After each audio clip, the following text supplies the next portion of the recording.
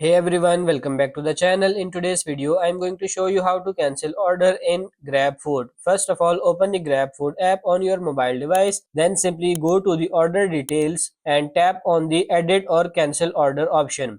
Once you do so, you can see cancel or edit order option available there. Simply choose cancel order and tap on it. Once you tap on the cancel order, you can see it will ask why are you canceling options available. All you have to do is select the right reason for cancellation from the cancellation options available.